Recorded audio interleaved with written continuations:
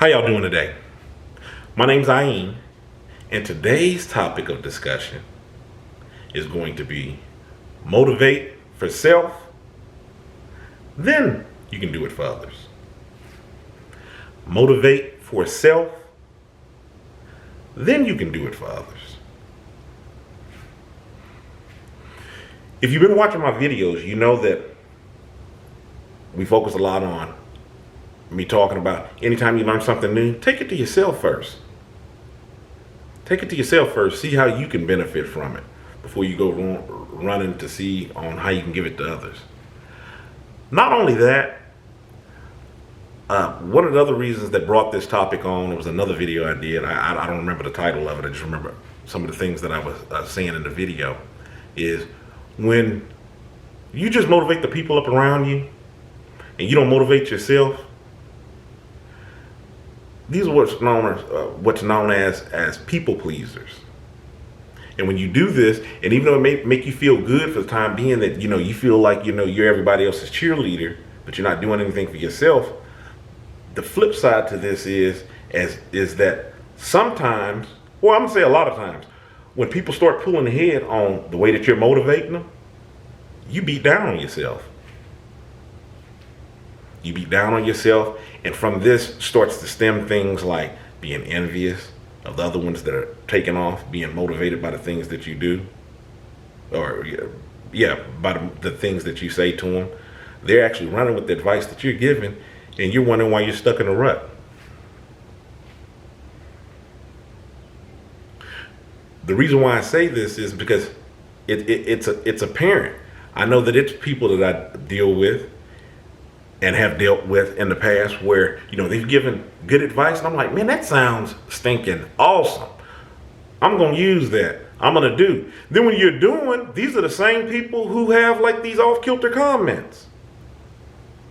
And you'll find, and I mentioned this in my book, Kilimanjaro was the Arithmetic of Family Communication. I mentioned this one particular point.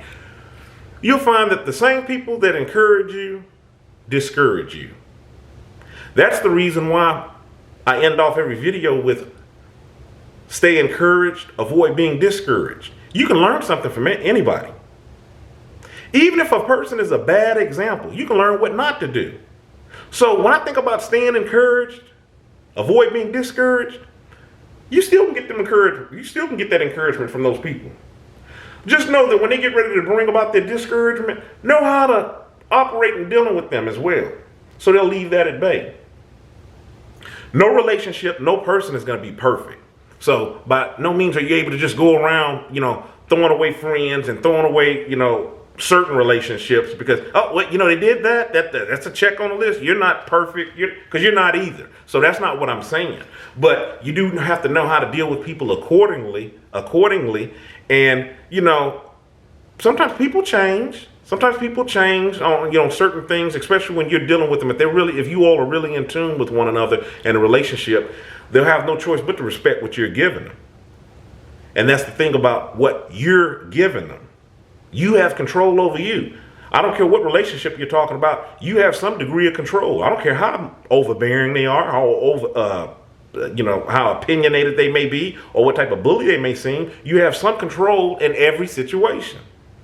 That's the reason why I talk about, when you have goals, keeping personal goals to yourself, because I'm thinking about a situation where, or a person in particular, where they can be very encouraging, but on the same hand, they can be discouraging as well. So what I have to do is I have to let them know of certain things, but then I just keep other things to myself, like my personal goals and whatnot, because I know that this person is going to come up out of the bushes and they're going to have some sort of comment. They're coming as if, it's a compliment, but it's really not. It has strings attached. And if I take that compliment, then it's got some some stuff that I'm not really willing to deal with. So it's not worth it. So I deal with them on certain things. And you have to be, cognizant of this when you're dealing with people and the situations they bring to you. So that's what I'm thinking about when I'm thinking about the topic of this video. Motivate yourself, then others. When you motivate yourself, then others, think about it.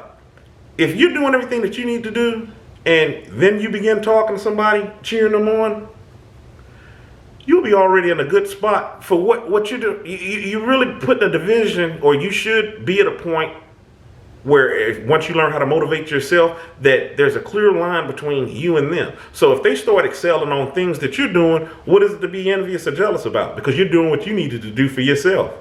And then just recognizing, hey, look, hey, I think I rubbed off on them a little bit, so you'd be happy. But when you don't motivate yourself, like what I said at the beginning of this video, when you don't motivate yourself and you think that you're just doing this public service or just motivating everybody up around you, I'm just so good because I'm just so encouraged and everything I'm talking about, is just, upbuilding, but you're not doing anything for yourself. This is where hate stems from. Jealousy, envy.